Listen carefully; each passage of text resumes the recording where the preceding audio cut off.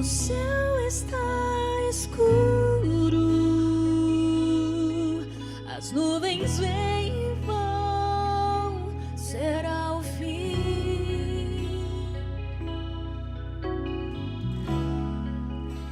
Pessoas tão vazias, o mundo vive um caos e eu aqui clamando a ti. Eu sei que Deus olha pra mim, ouve minha voz,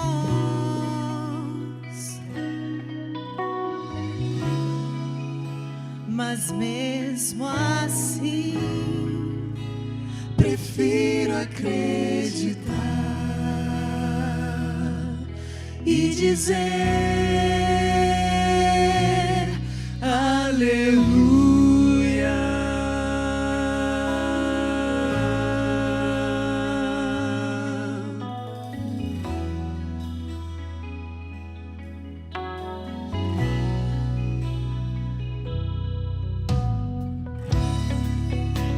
Eu sei que podes me tornar um daqueles que irão orar no céu. O mundo não é meu lugar.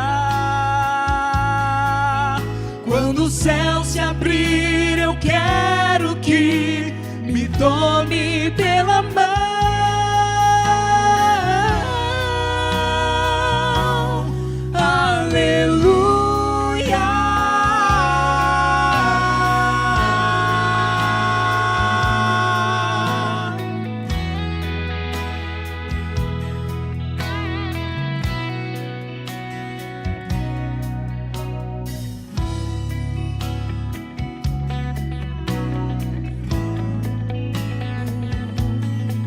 Pessoas vêm e vão, mas sei que estás aqui.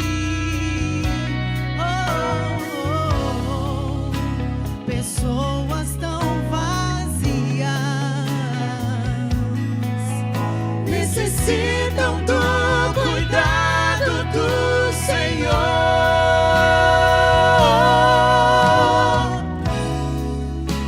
Eu sei que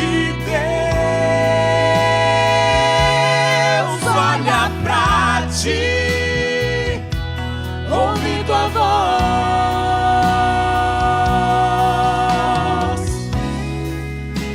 tão simples, é só acreditar e dizer aleluia.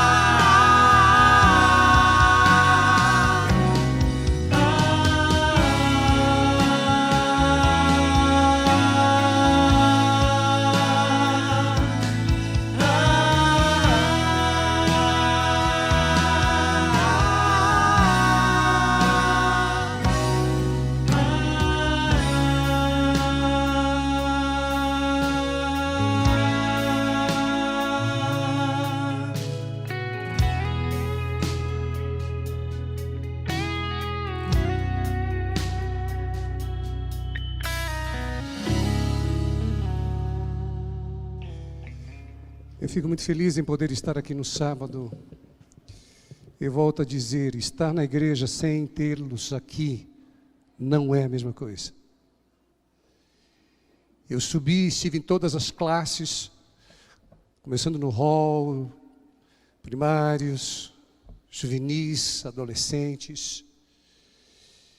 E vê-los aqui me traz muita alegria, muita alegria. meu Marcelo aqui também, a minha amiga que está do lado dele. Tudo bem com você? E ter o Rodrigo aqui, o Dr. Rodrigo aqui. Faz mais de 30 anos que a gente se conhece, estudamos juntos. E imaginava tê-lo aqui na minha igreja, Rodrigo. Deus use, amigão. Todos aqui, queridos, certamente será beneficiado pela mensagem que ele vai apresentar, que foi encomendada por Deus. Você acha que foi você, mas foi Deus. Deus encomendou. Ontem, queridos, eu e o pastor fizemos um sepultamento. Tombou mais um soldado da nossa comunidade. Mas não foi o Covid. A irmã Irene, 96 anos, quase um século de vida. E ficamos impactados, tanto eu como o pastor Irineu, pela forma em que ela estava, a impressão que dava que ela estava dormindo e dormiu sorrindo. E a família estava em paz, porque nós temos uma esperança. Um dia tudo isso vai terminar. E vamos embora deste planeta estragado. E ore pela família dela, a Antônia. Eles foram batizados no mês de setembro do ano passado, aqui no batismo da primavera. E ao sair dali, falei: Pai, obrigado pela fé que nós temos. Obrigado pela confiança que nós temos. Tristes sim, chorosos também, mas cheios de esperança. Cheios de esperança. Hoje voltamos ao momento da criança, adoração infantil. Vai ser bem ali, ó. E na hora que tocar a música, por favor, as crianças não corram para cá, infelizmente não podemos. Vai ter que assistir aí, sentadinho aí. Gostaria de ver todos aqui, nós temos muitas crianças aqui, mas infelizmente esse danado do Covid não permite que isso aconteça. Portanto, fique onde você está e você vai poder assistir de longe, tá bom? Então, a partir de hoje, novamente voltamos à adoração infantil, ok? Feche os seus olhos. Paizinho querido, queremos louvar o Teu nome por tudo que Tu és, por tudo que tem feito por nós e pela nossa comunidade. Hoje é um dia muito feliz, Pai. Hoje é sábado e o sol brilha lá fora. Que a Tua paz repouse sobre nós. Preparastes uma mensagem especial. Já recapitulamos a lição da escola sabatina, ouvimos músicas maravilhosas, mas ainda queremos ficar na Tua presença. Fale ao nosso coração. Cala-se o homem e fale o Teu poder, em nome de Jesus. Amém, Pai.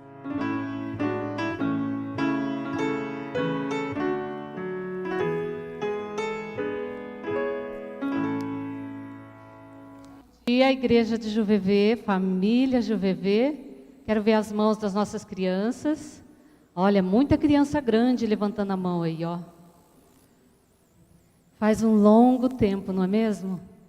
Que nós não temos esse momento especial. E esse momento especial é um momento de adoração. Um momento em que Deus tem uma mensagem especial que vai falar ao coração de nossas crianças.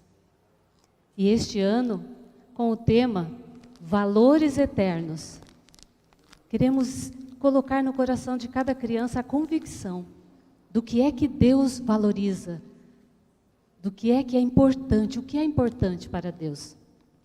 E vocês estão vendo que nós estamos com um cenário diferente. E nós temos um objeto em destaque aqui, muito especial.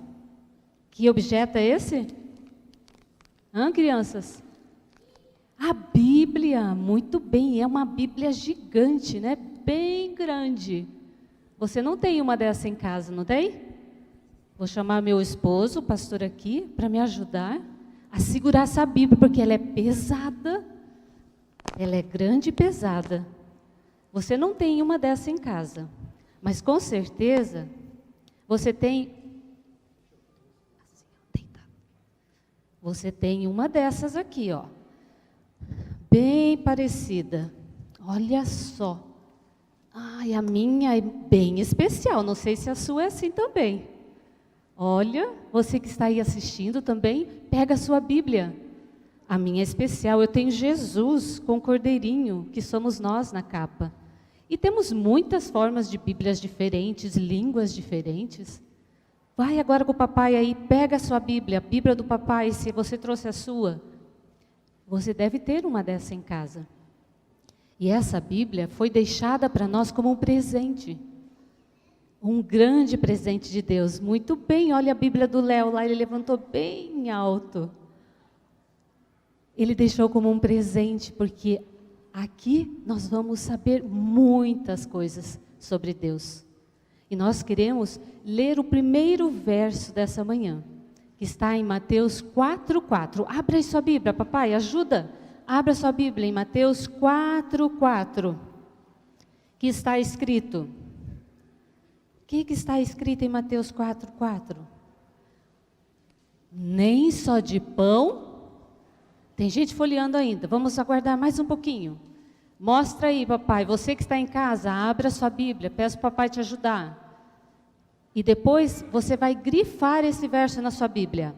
Nem só de pão viverá o homem, mas de toda palavra que sai da boca de Deus. O que será que Jesus está querendo dizer para nós, crianças?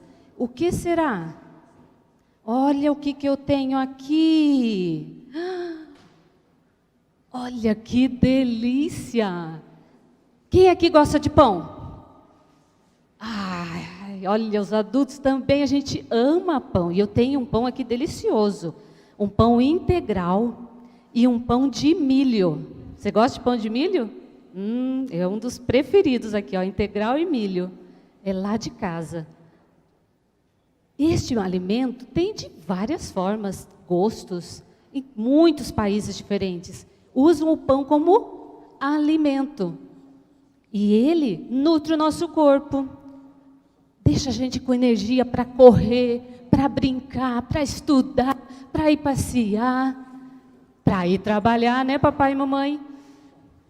É um alimento que dá energia para o nosso corpo. E Jesus está falando que nem só de pão viverá o homem, mas do quê? Da palavra de Deus. E quem que é a palavra de Deus?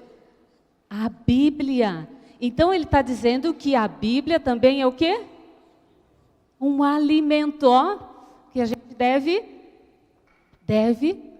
comer, a gente deve estudar, a gente deve se alimentar. Mas também, ele nos fala de mais uma coisa, porque que a Bíblia é um presente para nós. Abra agora lá a sua Bíblia em Salmos 119 e 105, rapidinho.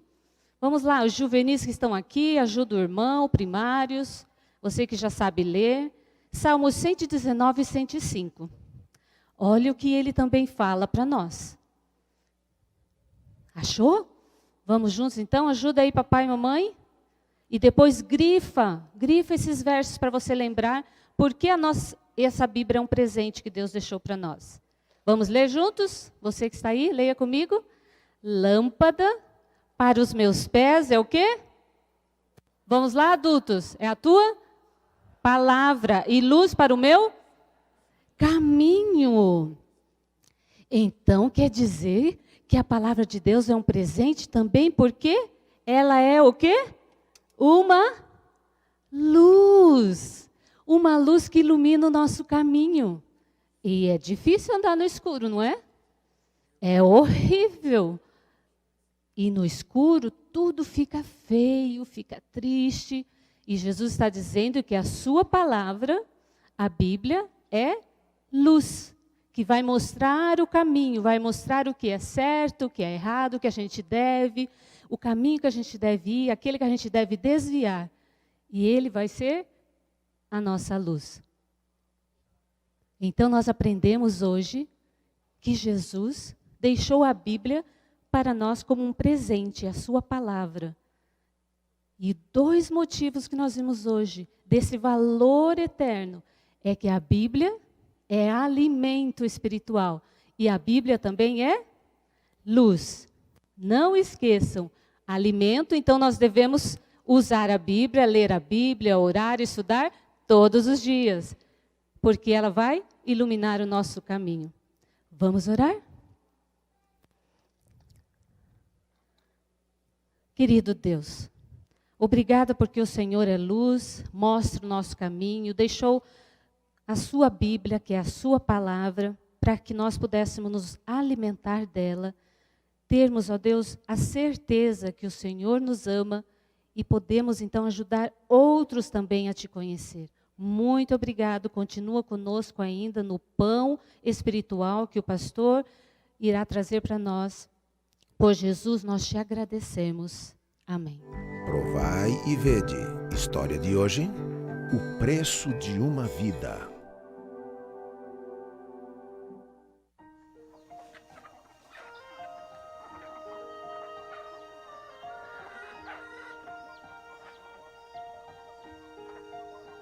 Irmão Lorival, é uma alegria estar aqui na sua casa.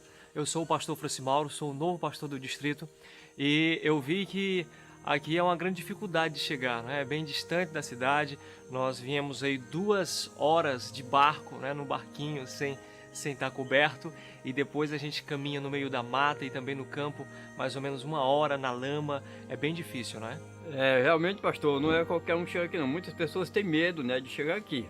Mas aqui nós vivemos tranquilo. Eu dedico meu tempo aqui cuidando do meu sítio aqui, né, da minha roça, da minha lavoura aqui. Mas eu dedico também o meu tempo mais à igreja, né, ali, porque é o meu maior tesouro. Né, porque do jeito que eu cuido das minhas coisas aqui, também Deus está lá no céu também, cuidando de um lugarzinho para mim. Eu soube, irmão Lorival, que o senhor fez uma conferência aqui na região de 19 dias. O senhor poderia me contar como foi que aconteceu tudo? Eu tinha um amigo que morava a 3 quilômetros daqui, né? E um grande amigo meu, e através da amizade que eu tinha com ele, então eu consegui falar com ele, eu chamo para ele Luiz, né? E ali ele abriu espaço ali para a gente fazer esse trabalho lá na casa dele. A grande dificuldade para nós realizar esse trabalho é por causa da distância, e também não tinha material, não tinha energia elétrica, né? Então nós tínhamos que levar daqui de casa, nós levávamos uma televisãozinha, né, de 14 polegadas, e também levava o DVD, motor de luz, caixa de som, tudo nós levava para lá. Você sabe que nós não temos carro aqui, né? Então para levar essas coisas, nós tínhamos que levar numa caixa, né? E essa caixa era o boi que levava, com esse material todinho para lá, andando aqui 3 quilômetros para poder chegar lá com esse material. E vocês percorriam esse caminho todos os dias, de noite, na mata e na lama. Não era perigoso? Nós sabíamos das dificuldades, né? Que a gente poderia daqui para lá. Mas a gente ia alegre, né? E o povo que nos acompanhava, ia todo mundo feliz da vida, porque a gente estava fazendo esse trabalho ali. Tocava pelo meio daquela lama ali, e o boi na frente, nós atrás. E muitas vezes, naquele lugar mais difícil, o pessoal saía cantando, alegre. Nós saíamos à tarde para poder chegar lá no início da noite. A programação terminava de 9 horas, 9h30 da noite. E agora, como voltar à noite no escuro? Só que nós tínhamos lanterna, né? Cada um vinha com a lanterna na mão, a gente tinha como focar naquela lama, naquele lugar difícil para a gente passar. A gente vinha todo mundo focando e nós chegávamos em casa por volta de 10h30, 11 horas da noite, todos os dias, 19 noites. Na primeira noite de evangelismo, nós demos estudo somente para a família.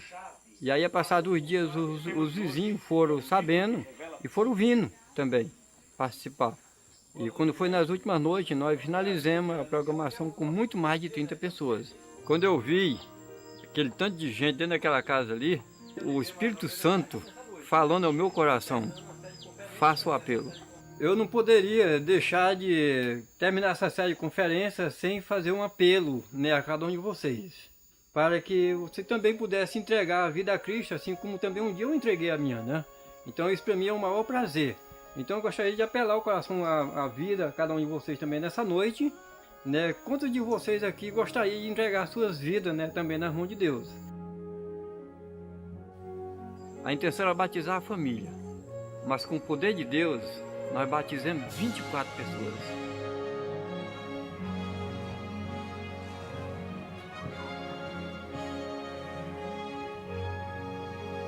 Irmão Lorival, como é que o senhor prega, dá estudos bíblicos, faz evangelismo, sem saber ler e escrever? Como é que o senhor lê ali o versículo bíblico? Eu sei os textos de cor. E aí eu mando alguém levantar, por exemplo, São João 3,16, aí a pessoa levanta, lê, e aí eu mando ele sentar e eu continuo pregando. Provai e vede. E agora eu os convido para este momento especial de adoração através dos dízimos e das ofertas. Que Deus os abençoe. Como é bom adorar o nosso Deus, na verdade. Já adoramos Ele com o nosso louvor. Você tem adorado com a sua reverência. E esse é o momento onde nós também podemos adorar o nosso Deus, reconhecendo que Ele é o doador de tudo. É Ele que nos mantém. É um momento de gratidão. E você pode fazer isso em qualquer momento. Aqui, se você está em casa também, você pode adorar o nosso Deus através das formas virtuais que nós temos, através do QR Code, através do site, enfim. É o momento de reconhecermos tudo aquilo que Ele tem feito por nós. E eu convido você nesse momento a agradecermos o nosso Deus pela forma maravilhosa que Ele nos tem abençoado, tem nos mantido, tem preservado, a sua misericórdia tem se estendido. Pai querido, muito obrigado. Que lindo testemunho acabamos de ver. Como é lindo ver a ação do Espírito Santo. O Espírito Santo, ele é capaz de nos usar de uma forma extraordinária. Usar os nossos dons, os nossos talentos, os nossos recursos. Multiplicar muito além daquilo que podemos imaginar. Estamos nesse momento, ó Pai, com o nosso coração grato.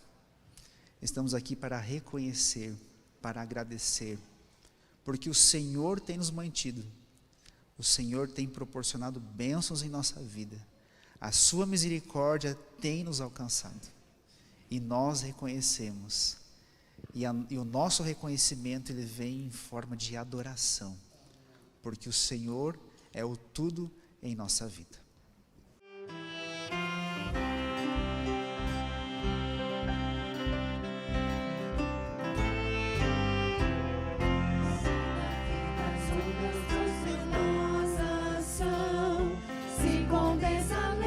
Julgas tudo vão, contas muitas bênçãos, dizes de uma vez, has de ver surpreso quanto Deus já fez.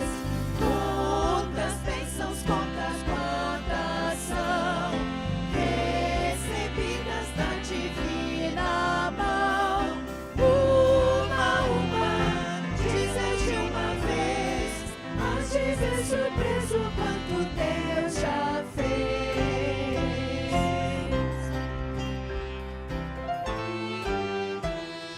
Tens acaso mágoas, triste é teu lidar, é a cruz pesada que tens de levar. Contas muitas bênçãos, não duvidarás, e em canção alegre os dias passarás. Contas bênçãos, conta quantas são, recebidas da divina mão. Uma, dizes de uma vez, has de ver surpreso quanto Deus já fez.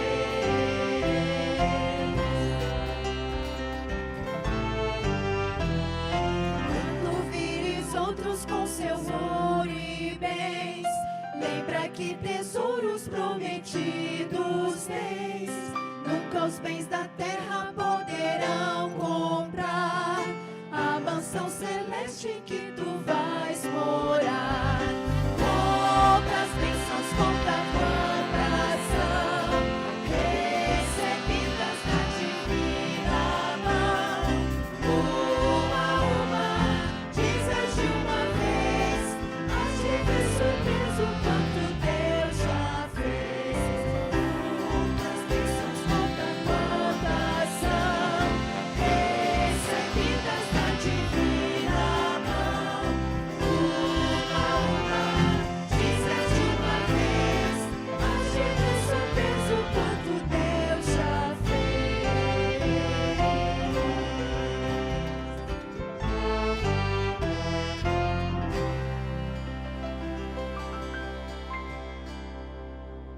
certeza vamos ficar surpresos o quanto Deus já fez por nós. Eu convido você a ficar em pé neste momento e cantar grande é o Senhor, porque esse Deus que traz bênçãos a nós todos os dias, Ele é grande.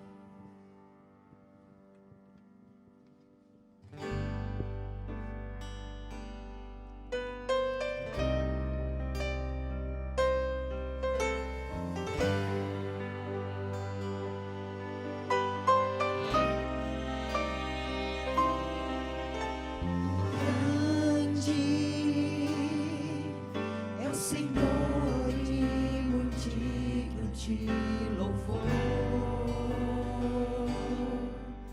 Na cidade do nosso Deus, seu santo monte, onde a alegria de toda a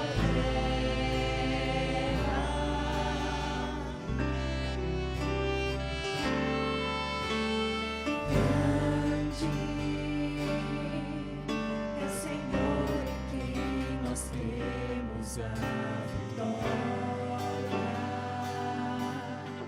e que nos ajuda contra o inimigo.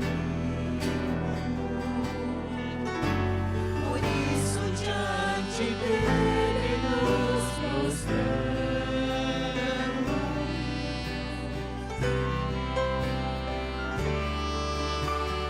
Queremos o teu nome engrandecer.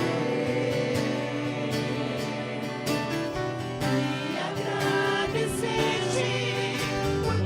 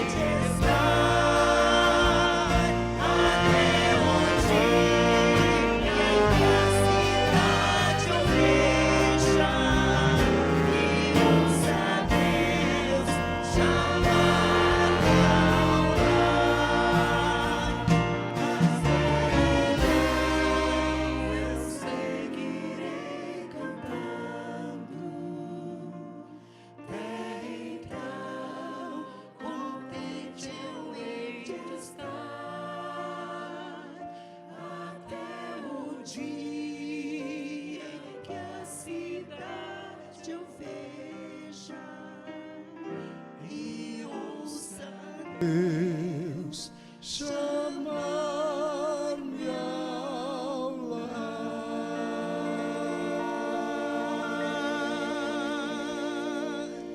Amém, amém, aleluia. A gente vive exatamente por causa disso. Até um dia que Ele nos chamar ao lar. Vamos ajoelhar, gente. Depois de cantar uma música dessa, a gente se prostra diante do Criador e vamos conversar com Ele.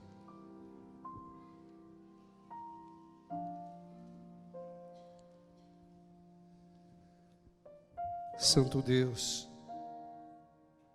motivo da nossa adoração, Pai. Estamos aqui, pois reconhecemos que Tu és o nosso Deus, Criador, mantenedor e Salvador. Tudo que temos, recebemos de Ti. Um Pai que se preocupa com detalhes relacionados à nossa vida. Um Deus que está sempre dando 1, 2, 3, 4, 5, a quantidade necessária para que possamos voltar. O Deus do impossível. Diante da Tua presença nos colocamos agora, Pai, para que possamos ser tocados por Ti. Que o Senhor derrame sobre nós o poder do Santo Espírito. Estamos hoje trabalhando um momento muito especial, um sábado de oração, e nós queremos suplicar pela unção do Teu Santo Espírito, pelo batismo do Santo Espírito, porque somente Deus é capaz de vencer o pecado que há em nós. Que a Tua graça nos cubra agora, Pai. Queremos sentir bem pertinho de Ti. Queremos agora ouvir a Tua voz. Fale para que possamos ouvi-la. E ao mesmo tempo, através do poder do Santo Espírito, colocar em prática em nossa vida. Para que possamos produzir frutos para o louvor da Sua glória. Para que pessoas sejam impactadas através da nossa vida e do nosso testemunho. Como igreja, como comunidade do JuVV, queremos experimentar e viver esse batismo, para que possamos pegar fogo do Espírito e chamar a atenção de toda a comunidade, para que possam dizer: essa igreja faz toda a diferença, essa igreja é um lugar especial. Sonhamos com isso, Pai. Olhe para nós aqui num bairro em Curitiba. Olha para nós, por favor. Alguns estão com o coração sangrando, perdeu um querido, ente querido, amigos. Eu perdi vários amigos, Pai. Que saudades de falar com eles. Portanto, o coração ele entra aqui, ou seja, a gente vem para cá com um coração pequeno. O Senhor pode tocá-lo e trazer a paz que só Jesus pode dar.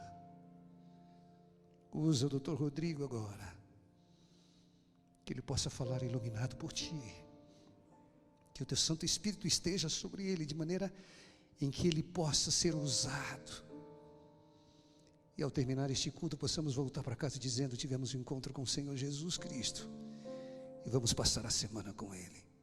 Abraça-nos e aceita-nos na pessoa de Cristo Jesus, e de forma especial abençoe essa família lutada que perdeu a irmã Irene, que eles se sintam abraçados e acolhidos por Ti, e que a esperança, aquela esperança que foi mostrada ontem, continue. Tudo isso um dia vai terminar. Essa é a esperança é Jesus. Por favor, aceita-nos na pessoa de nosso Salvador. É o que nós suplicamos no doce nome. Amém, Pai. Amém, Paizinho.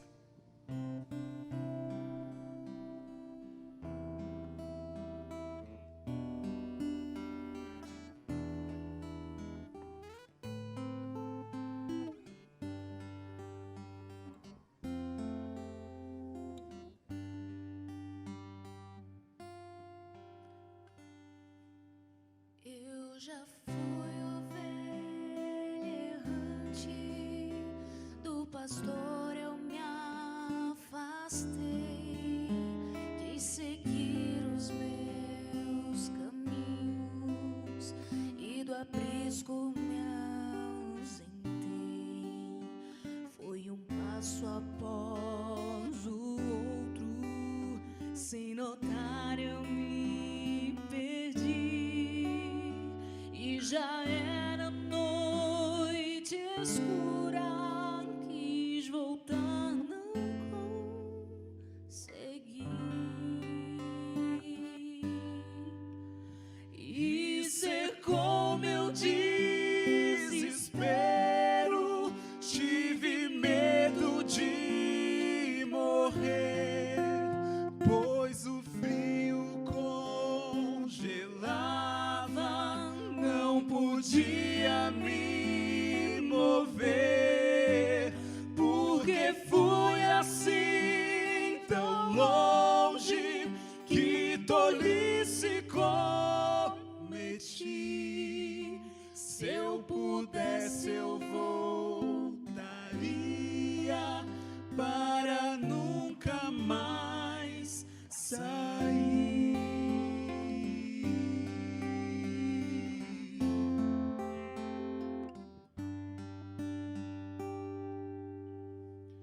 De repente eu vi ao longe uma voz tão familiar.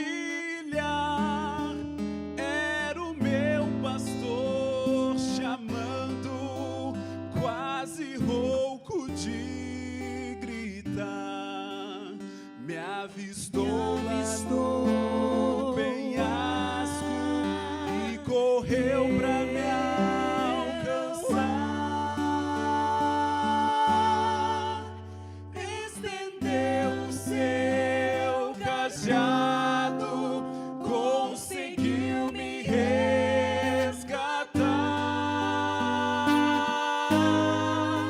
Choro agora de tristeza, no meu peito sinto a dor.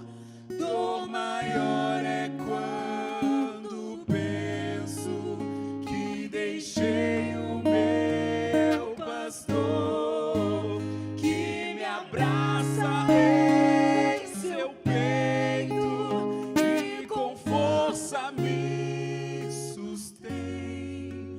Seu amor então me acalma e me faz sentir tão bem. Seu amor então me acalma e me faz sentir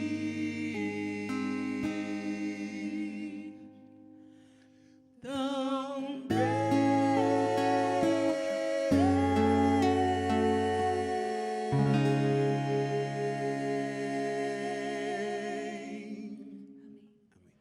Um bom dia primeiro à igreja, aqueles que conseguiram vir presencialmente, é um prazer estar com vocês aqui. E você que está assistindo de casa, que a graça de Deus esteja com você, seja em casa, seja em qualquer lugar que você esteja. Sabe, antes do sermão tem uma parte que em homilética se chama a introdução, quebrando o gelo. Nem todo pregador gosta, tem uns que gostam de ir direto na Bíblia, porque o exagero dessa introdução pode acabar saindo do texto bíblico para um bate-papo que perde a essência. Mas há situações também que demandam uma humanização maior do pregador, em que ele pode se mostrar como humano mesmo. Então, antes de entrar no texto bíblico propriamente dito, eu quero contar para vocês algumas experiências de agora de manhã. Uma das coisas que eu tenho aprendido muito na vida é a ter conexões com as minhas emoções. Se eu estou chateado, ficar chateado. Se eu estou alegre, ficar alegre. Se me emocionar, me emocionar. Porque, afinal de contas, como você, eu sou um ser humano feito de carne e osso. Se você rasgar as minhas veias, vai sair sangue, não água. Então, vou contar para vocês um pouquinho das minhas emoções sinceras dessa manhã. A primeira delas é poder vir à igreja depois de um bom tempo. Já tem algum tempo já que eu não venho a uma igreja. Eu digo vir presencialmente. Eu tenho feito alguns sermões online e a gente liga lá e vê o pessoal seguindo, 2, 3 mil pessoas. Louvado seja Deus, uma igreja grande, 3 mil pessoas. Mas é gostoso sentir cheiro de gente. Então já começou de manhã, até postei uma foto com a minha esposa já na porta ali, vindo à igreja. E quando a gente entrou aqui, eu já gostei do Provar e Vede. Que história fantástica. Se você não assistiu em casa, assista. O Provar e Vede mostrou lá um senhor analfabeto, andando não sei quantos quilômetros, puxando as malas e tudo em carro de boi, depois voltando... Carro de boi nada, se fosse carro de boi estava muito bom. Era um boi com um pedaço de pau ali, empurrando tudo aquilo ali, não é? E voltando na lama para evangelizar uma família. E naquela hora que eu estava assistindo aquilo, eu pensei, essa é a igreja raiz. Meus irmãos, eu louvo muito a Deus pelas oportunidades que Ele me deu de estudar, de fazer mestrado, doutorado, conviver em diferentes lugares. Mas eu tenho a nítida consciência, não só de hoje, mas mesmo da história do cristianismo primitivo, que a maior parte da igreja de Deus não é a parte da elite. Não é nenhuma segregação agora ao revés contra os ricos, os melhores, não é isso, não é isso. Mas a maior parte do povo de Deus é a igreja raiz. Sabia que alguém me falou uma coisa interessante, uma estatística que a Igreja Adventista lançou? Eu não vou falar os números exatos porque eu tenho medo de equivocar, mas uma boa quantidade de dízimos que a igreja recebeu nesse ano 2020 foram dízimos de R$60. O que deduziram? Dízimos de quem estava recebendo auxílio emergencial. Uma boa percentagem são os mais fiéis. É aquele irmão simples, aquela igreja do interior, raiz, não invalidando o trabalho com as pessoas mais intelectualizadas. Mas é porque, às vezes, a gente sente uma espiritualidade tão grande ali, que a sofisticação das luzes não alcança. Aí continuou o sermão, o culto. E na hora que cantou aquela música, que eu até pedi ao pessoal da música para, no final, voltar de novo aquele hino, né? E eu comecei a me emocionar ali.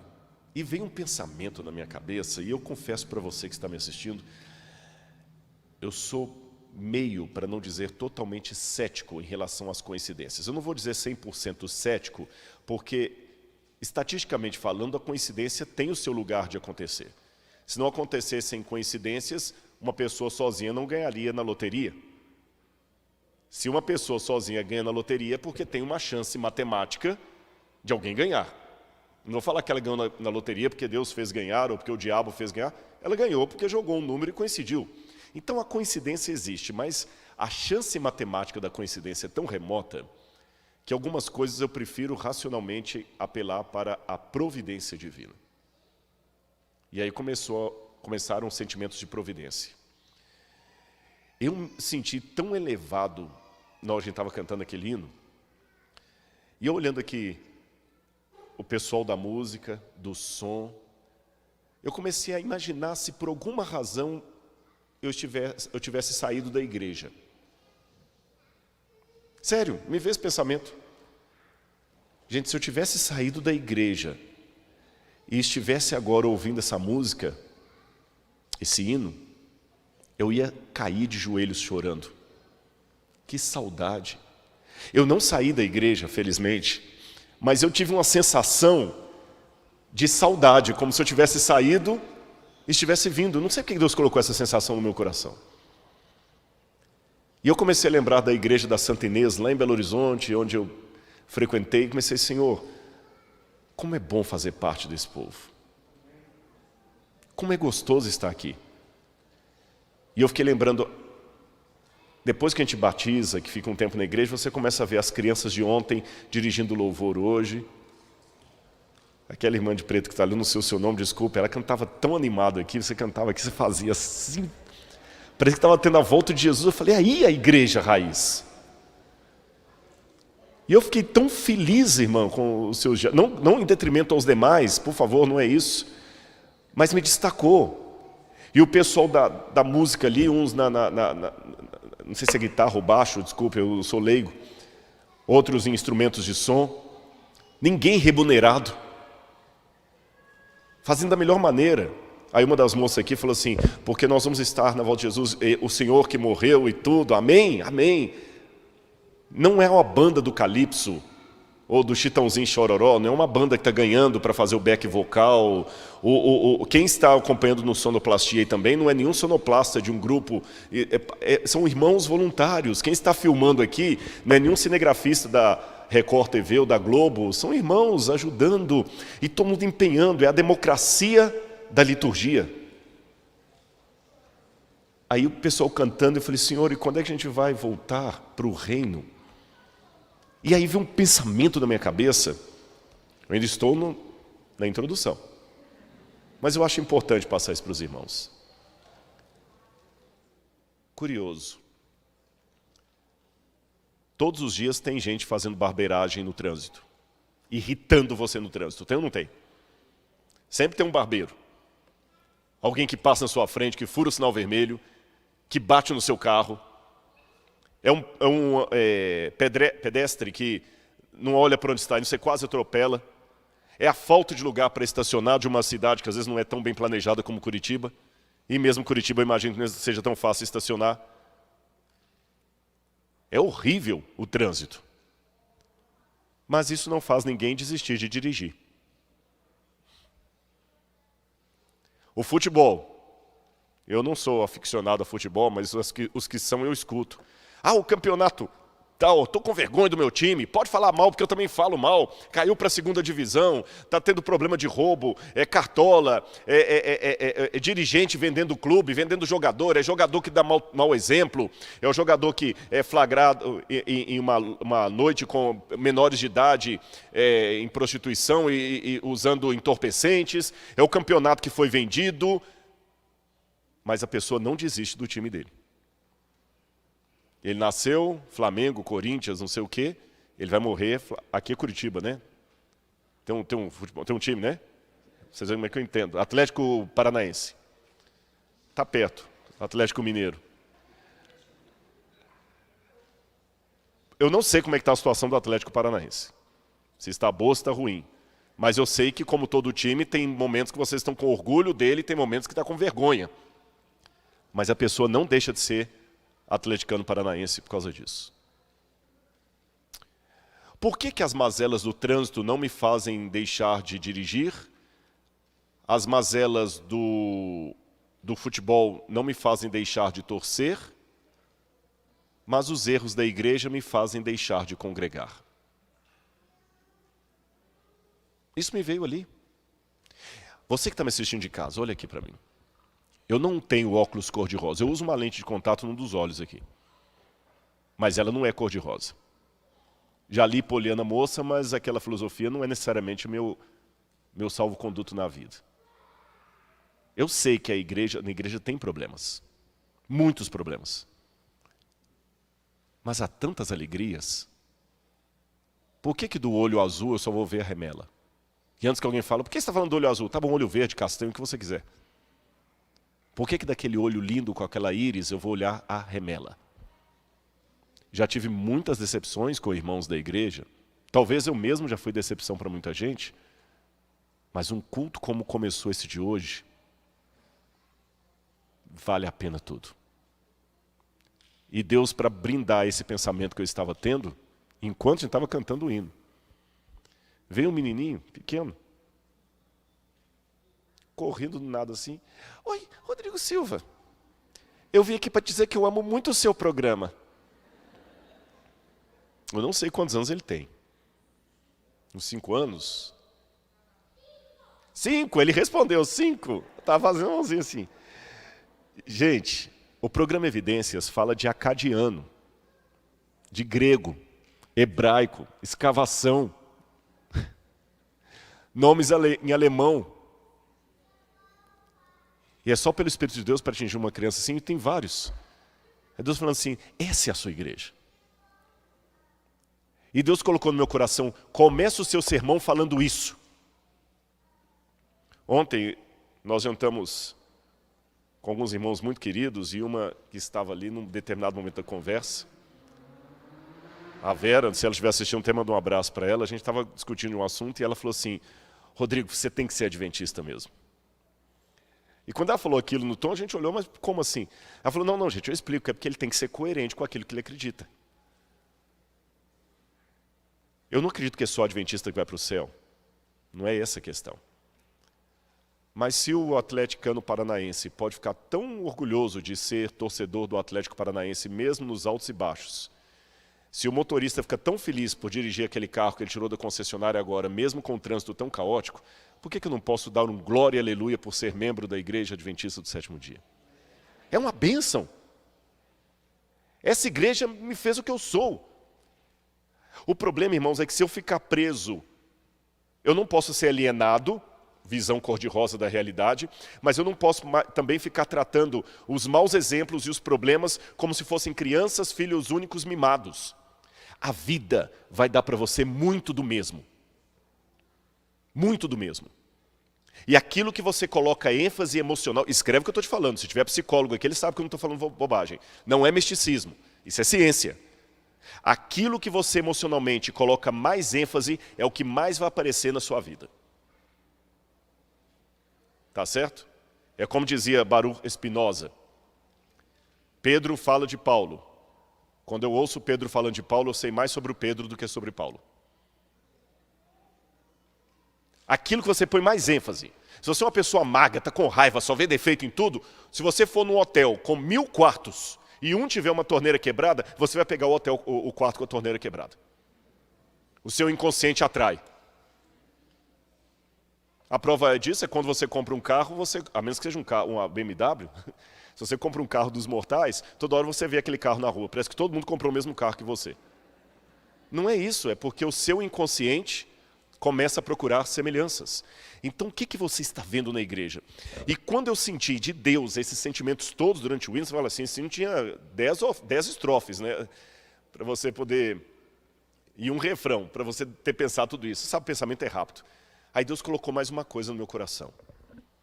Começa o sermão falando sobre isso que você está sentindo aqui, porque você tem que atingir pelo menos uma pessoa afastada da igreja que está assistindo esse sermão de manhã. Você, talvez, que está me assistindo aí. Eu não sei quem você é. Eu só sei uma coisa. Se Deus mandou eu não entrar direto no sermão e dar todo esse preâmbulo aqui por sua causa, uau, você é muito querido.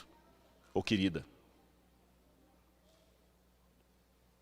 E quando eu senti isso no coração, lembrem, sou cético em relação a coincidências, eu olhei e falei assim, interessante, o que aquele cajado está fazendo ali na frente? Aí vem o trio e canta a música da Ovelha Perdida. Ah, irmãos, desculpe-me. Eu sou cético demais para acreditar em coincidências. Então Deus está te chamando. Tá bom? Fique comigo até o final desse sermão, porque de repente é o momento de eu falar que as suas férias acabaram. Esse sermão vai ficar gravado no canal da igreja, eu presumo. Não sei se você está ouvindo ao vivo ou se você está ouvindo numa gravação. Mas esse sermão vai chegar ao seu coração porque o Espírito Santo assim o quer. Uma outra coisa que eu gosto muito é de ser bem-humorado. Pessoas que convivem comigo até se assustam, porque o Rodrigo da TV Novo Tempo é um pouco mais sério, não é? Começa agora pela TV Novo Tempo, mais um programa Evidências. Muito formal. Não que eu seja falso ali, mas na TV você imposta a voz, você tem todo um trejeito para falar que não é do dia a dia. E eu costumo repetir uma frase de um rabino, Harold Kushner, que ele dizia, se um homem não sabe rir de uma boa piada, desconfie da religião dele. E como é bom rir. E vindo agora para a igreja com os meus irmãos aqui, o Juliano e a Marise, o Juliano me perguntou assim, você também conta às vezes uma piada no púlpito? Eu falo assim, olha, eu não escrevo no roteiro assim, contar piada. Se tem 3 coisas que a gente não pode escrever no roteiro do sermão, é contar uma piada, segundo, é fazer o apelo desse jeito, que é o Espírito Santo que toca como é que você vai fazer o apelo, e aqui chorar. Não faz sentido. E antes que alguém, talvez, de um preciosismo teológico maior se assuste, púlpito não é lugar de piada, pastor. Calma. Púlpito não é lugar de stand-up. Mas o bom humor faz parte da pregação bíblica. Tanto é que Jesus tinha bom humor. Aprenda a característica do bom humor no Oriente Médio. E você vai ver que Jesus usou bom humor em muitas parábolas que ele contou. No Oriente Médio antigo, o humor era feito a partir do exagero. Quando você colocava uma situação bem hiperbólica, bem exagerada, aquilo provocava risos.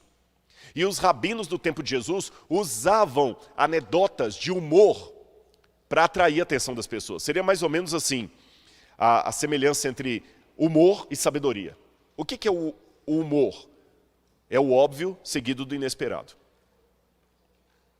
Tem aquele professor chato falando em público, de repente ele escorrega, cai no chão. Se ele caiu no chão é o óbvio. Escorregou, lei da física, tem que cair. Mas os alunos esperavam que ele ia cair? Esperavam? Então foi o óbvio seguido do inesperado. Se ele fala assim, gente, atenção, olhem para mim, câmera aqui, vou escorregar, hein? Então, assim, cara sem graça. Mas se ele escorrega, óbvio, e ninguém estava esperando, se for num grupo de adolescentes, ele está perdido. Esse é o humor, segundo os judeus. E o que é a sabedoria, segundo a cultura judaica? A mesma coisa. O óbvio seguido do inesperado. É aquela resposta que ninguém imagina. Querem um exemplo? Um jogador de tênis, ainda que esteja descalço, é um jogador de tênis. É óbvio ou não é? Mas você esperava uma frase com esse final? Então, quando Jesus falou, é mais fácil passar um camelo no fundo de uma agulha do que um rico entrar no céu, as pessoas riram. Mas, repito, Jesus não era um mestre de stand-up, contando piada do papagaio, do periquito, para entreter o público, não. Mas Jesus, como um grande storyteller, contador de história, ele sabia que quando você leva o auditório a rir com você, você quebra barreiras. Então, se você já começou a rir nesse sermão, que bom. Já que eu falei de humor, eu vou colocar uma situação inusitada que acontece no povo de Deus. Sabe, tem até eu na vida adventista, que eu sigo, e meme adventista, eu acho. Bem humorado, os meninos ali, tudo, mostrando que o povo de Deus também se alegra. Aliás, é um conselho para alguns. Jesus mudou sua vida, conte isso para sua cara. Sorrir é bom. Sorrir pode ser o primeiro estudo bíblico que eu dou para alguém. E nessas histórias do tempo da graça, percebam o trocadilho, diz que uma vez um rapaz estava para namorar uma moça e ela perguntou assim, então, meu amor, na Bíblia, qual que é a decisão que você acha sobre nosso futuro? E ele mandou um WhatsApp para ela, meu amor, orei a Deus sobre o nosso futuro, eu acho que a resposta sobre o nosso futuro está em 1 João 4,18. Vamos ler o que está em 1 João 4,18? 1 João 4,18. No amor não existe medo. Antes, o perfeito amor lança fora o medo, porque o medo envolve castigo, e quem teme não é aperfeiçoado no amor. Bonito, né? Só que na pressa, a menina, ao invés de abrir a Bíblia em 1 João 4,18, ela abriu a Bíblia em João 4,18. Vamos ver o que ela leu? João 4,18. Aí ela ficou decepcionada, porque a resposta que ela leu foi essa. Porque 5 maridos já tiveste. E esse que agora tem não é teu marido. Isso disseste com verdade. Tadinha, desesperou. Mas dessa anedota, para já puxar o link para o sermão, eu quero apontar o verdadeiro texto aqui de primeira João 4,18. No amor não existe medo. Mas é interessante que o medo às vezes protege você. É o medo que faz você evitar colocar a mão num buraco que pode ter uma cobra ali dentro. É o medo que faz você às vezes não ser imprudente no trânsito. O medo às vezes é bom. Mas vocês sabem que a diferença entre veneno e remédio pode ser uma questão de dosagem. O medo na dose errada, na forma errada, traz tormento. E eu vou nesta manhã mostrar para vocês como o medo trouxe uma grave apostasia no meio do povo de Deus e que nós podemos aprender disso hoje. Então vamos colocar já na tela ali, por favor.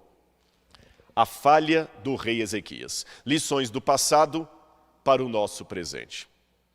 Como o medo corroeu um líder de Israel e de repente o medo está corroendo você em casa e é o medo que está fazendo você talvez não voltar para a igreja, é o medo da decepção, é o medo que está fazendo você não ser amado e não amar.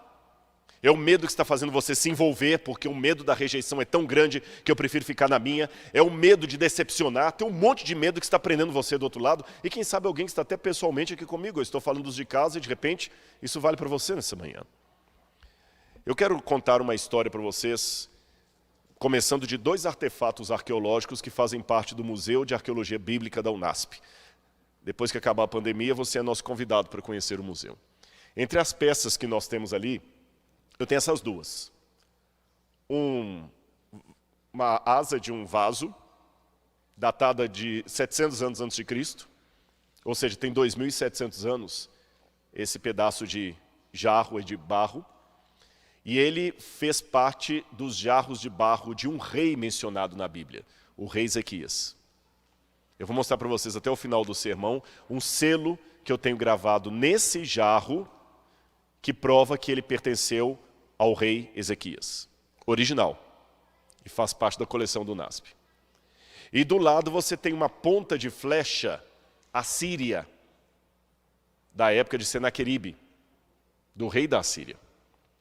São 2 pedacinhos da história bíblica que estão entre todos os elementos que nós temos ali no Museu do UNASP. Eu só estou mostrando 2 para vocês, nós temos umas 2.500 peças aproximadamente.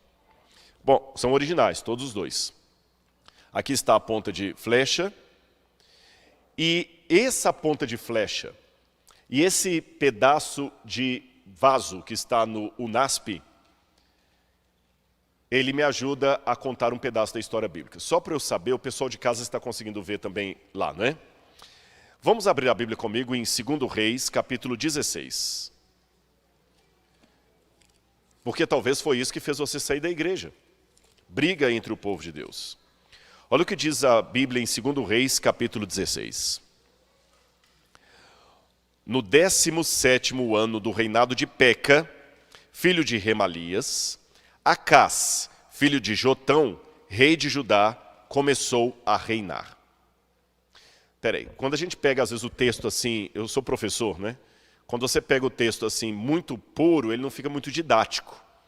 Então se a gente pega o texto e transforma num artefato, numa ilustração, num mapa, ele fica mais tranquilo.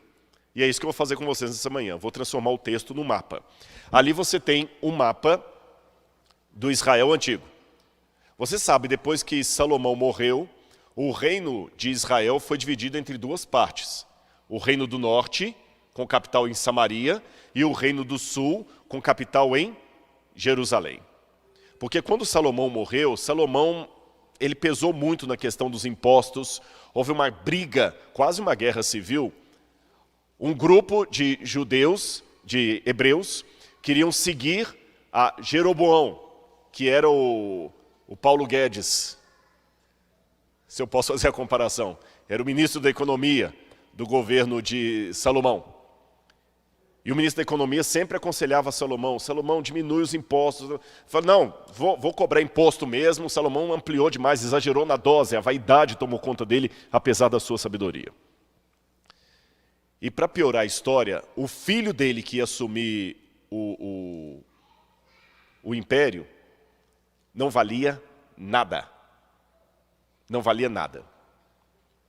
Aí vem Jeroboão e fala assim, rei Salomão, mas... o pessoal está querendo redução de impostos, não vou reduzir. E tem mais um problema, majestade. Roboão, seu filho, ele não é bem querido por todo mundo. Mas é ele que vai ser o rei. Quando Salomão morre, Roboão assume o poder. E Jeroboão vem conversar com ele. O rei Roboão, abaixa um pouquinho os impostos que o povo está... Aí falou, meu pai teve mão pesada, a minha vai ser 2 vezes mais pesada. não deu noutra. Rachou o reino. Roboão ficou com o reino do sul, Judá, cuja capital era Jerusalém, e Jeroboão ficou com a parte norte, foi aclamado rei, cuja capital passou a ser Samaria. Então esse mapa aí mostra o Israel já depois da divisão, entenderam? A parte em verde ali, está vendo Judá? A parte em verde, Judá. A parte lilás, não sei se na tela sai lilás, porque às vezes as cores mudam um pouquinho, né? É Israel. Rei do norte, rei do sul. Para piorar, ficava sempre um rei atacando o outro. Sabe aquela filosofia do sujo falando do mal lavado? É mais ou menos isso. Agora o livro de Reis, capítulo 16, segundo Reis 16, começa a contar um desses episódios. Ele diz: no 17º ano do reinado de Peca, filho de Remalias. Peca era justamente rei de Israel. Faltou colocar uma seta ali, está vendo Peca, filho de Remalias? Ele era rei daquela parte lilás lá. Quando ele estava no 17º ano do seu reinado, no norte, começou a reinar no sul, em Judá, Acás, filho de Jotão. Então vamos recapitular. Peca, rei de Israel. Acás, rei de Judá. Um sempre detonando o pecado do outro. Aliás, um dos grandes problemas do povo de Deus, desde aquele tempo até hoje, eu falo essa frase às vezes, é que nós somos quase sempre tentados a nos comportar como um bando de porcos espinhos numa noite de inverno. O frio nos obriga a unir, ainda mais um frio como de Curitiba, mas aí o meu espinho machuca o do outro me machuca, aí eu reclamo porque ele está me machucando, sem ver que eu também estou machucando alguém. Porcos espinhos numa noite de inverno. Aí o que aconteceu? Vamos continuar a leitura. Acás tinha 20 anos de idade quando começou a reinar e reinou 16 anos em Jerusalém. Não fez o que era reto aos olhos do Senhor, seu Deus, ao contrário de Davi, seu pai. Ele andou... Alguém pode falar, peraí, Rodrigo, mas Acás não era filho de Jotão? Como é que fala Davi, seu pai? Não existe no hebraico bíblico uma palavra para avô, bisavô. Então, todos os meus ancestrais são chamados de pai. Tanto é que Jesus era chamado filho de Davi. Então, eu posso estar falando do seu tataravô. Você vai falar filho de fulano. Tá bom? Vamos continuar aqui.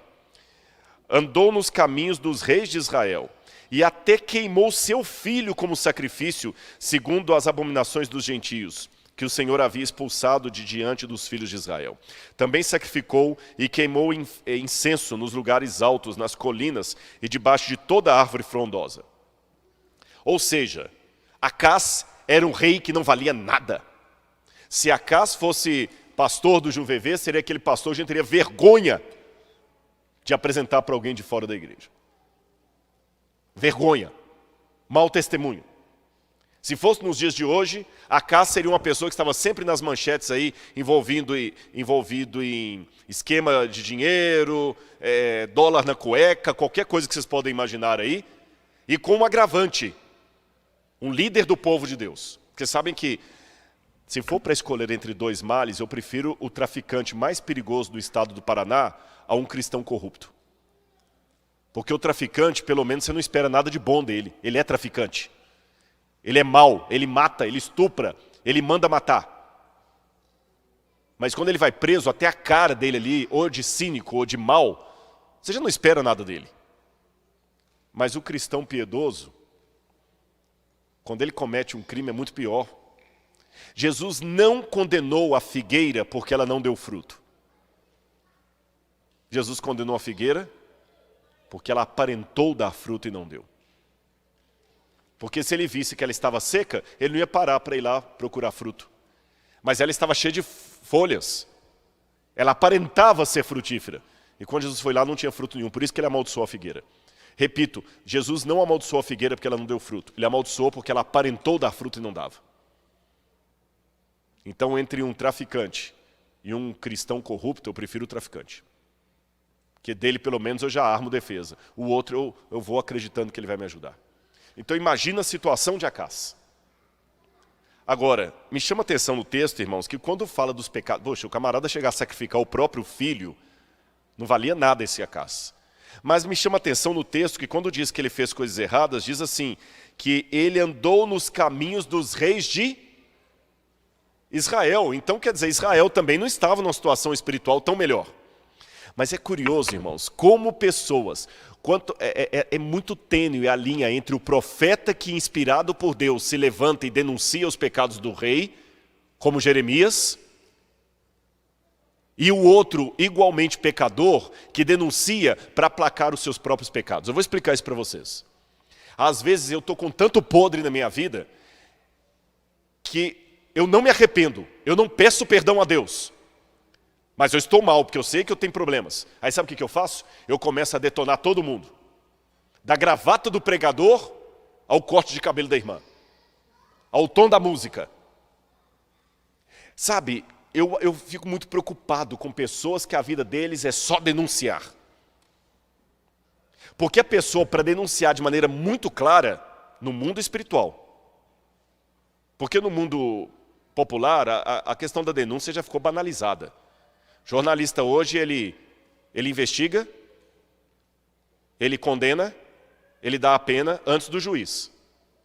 A polícia ainda está investigando, ele já está soltando o boletim lá da conversa secreta da pessoa lá. O juiz ainda nem sentou para decidir o caso ainda, no jornal já está colocando a pessoa como assassina, como não sei o quê.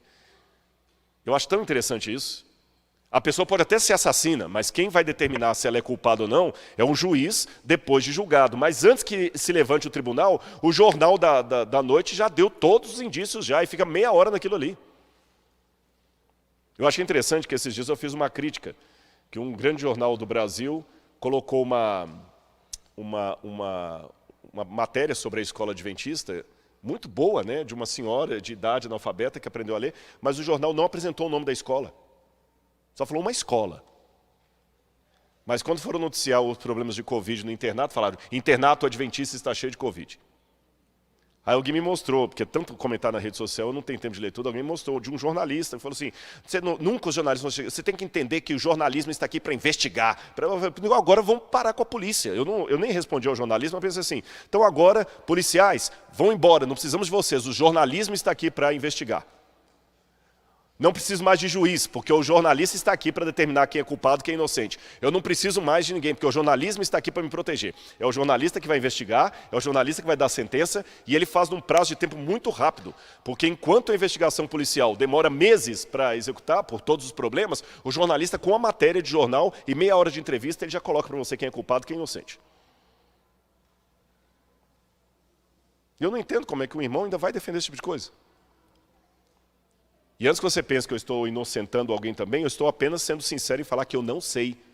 E que eu conheço uma história muito séria de um casal chamado Chamberlain. Os mais novos não vão saber, mas procurem um livro, Um Grito no Escuro, que conta a história do casal Chamberlain, que era um pastor e a sua esposa na Austrália, que a filhinha morreu devorada por um dingo na Austrália. E os jornalistas começaram a levantar suspeitas sobre o casal. Aquela irmã ficou presa durante 8 anos. Até aquela atriz famosa, Meryl Streep, houve um filme dessa onde ela interpretou a esposa do pastor. Acabou com a vida deles. E eu me lembro dos jornalistas chegando na casa deles, tem um livro, a história também conta isso. E lembra quando tinha o curso Como Deixar de Fumar em 5 Dias? E o jornalista foi entrevistá-los e quando chegou no basement da casa, tinha um caixão ali, porque o pessoal usava isso. Pronto, já ligou. Olha, o pastor tinha enquanto ele estava entrevistando o pastor na sala, o cinegrafista desceu até o basement, filmou o caixão lá com uma caveira, aí levantou toda uma suspeita que eles tinham crimes de magia negra. Então, cuidado. Eu não estou inocentando ninguém que está sendo acusado agora. Eu estou apenas sendo honesto em falar que eu, Rodrigo, não investiguei, eu não sei. Sem nenhuma arrogância, deixe-me dizer uma coisa para você. Eu tenho 2 faculdades, 2 doutorados e um pós-doutorado.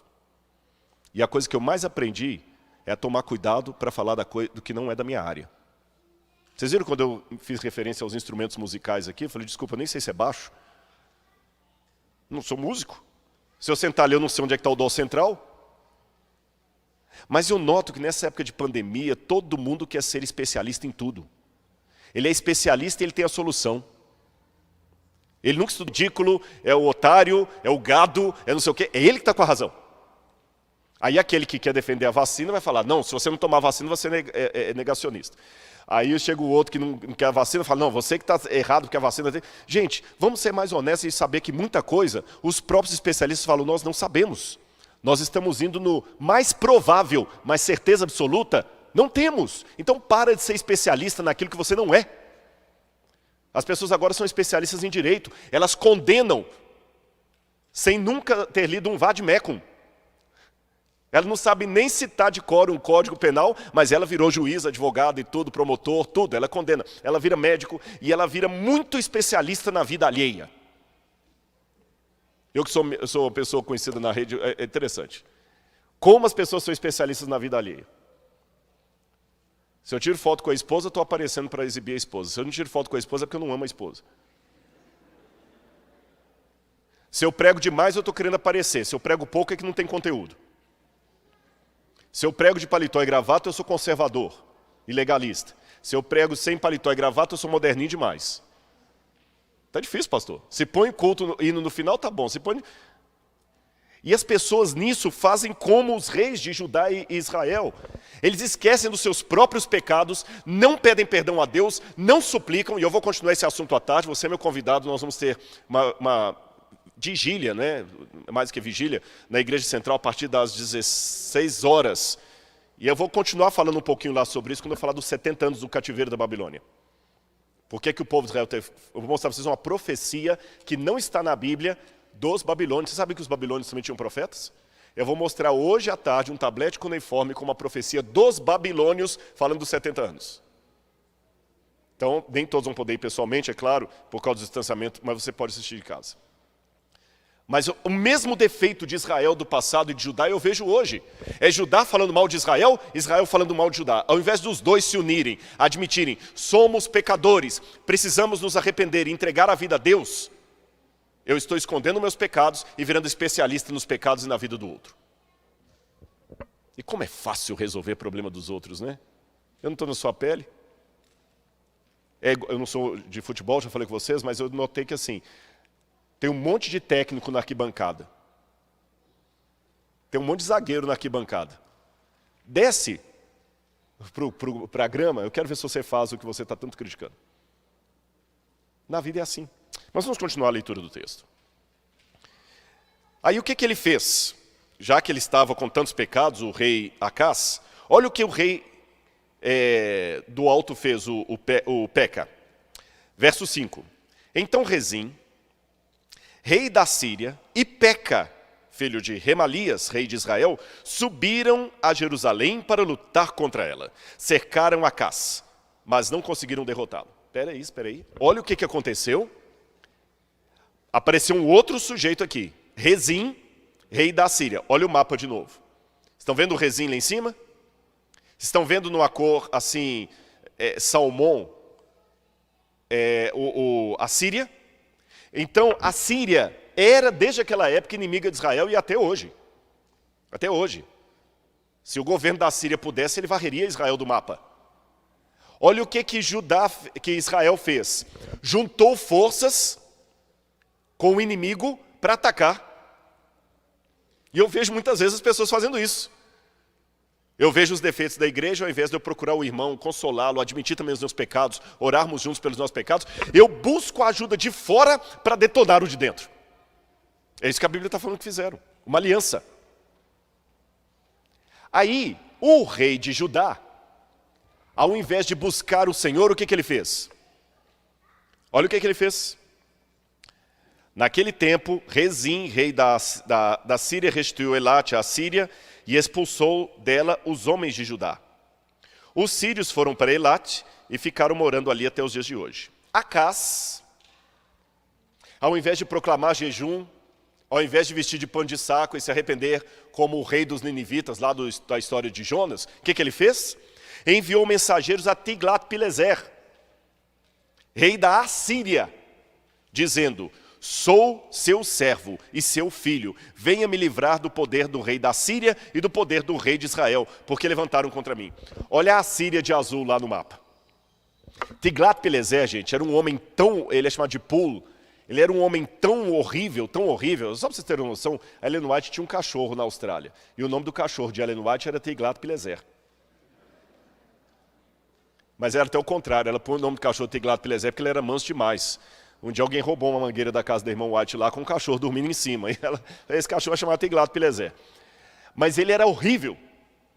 Então vamos ao mapa. O rei de Israel, para condenar os pecados do rei de Judá, juntou forças com Rezim, rei da Síria. Aí o rei de Judá, para se defender dos dois, juntou forças com outro inimigo pior ainda, Tiglat-Pileser, rei da Assíria. Olha o BO.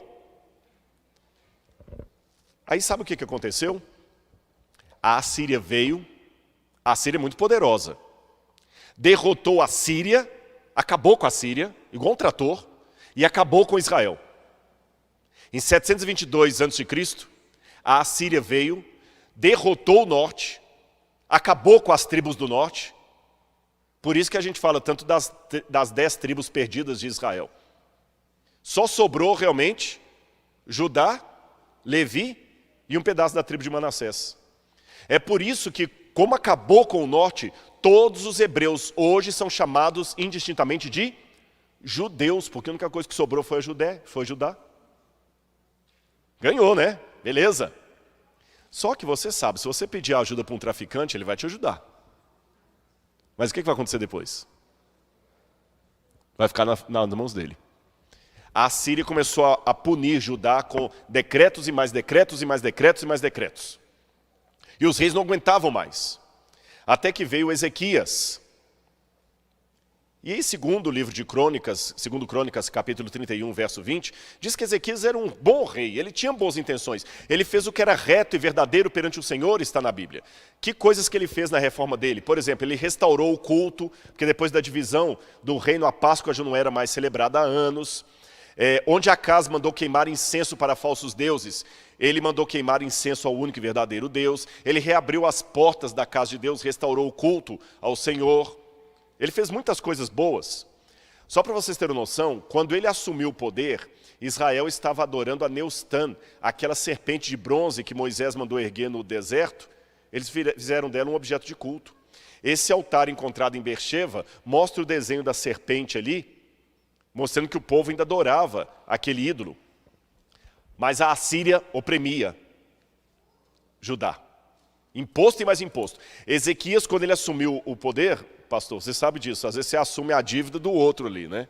Do seu antecessor. Ele assumiu o problema que os outros deixaram, impostos pesados da Assíria. Mas houve uma troca aí. Todo mundo tinha medo da Assíria, porque a Assíria, gente, desde a época de Sargão II, o terrível, ela era tão poderosa, só para vocês terem uma noção, olha esse mapa que está aí, essa é a imagem de Sargão II.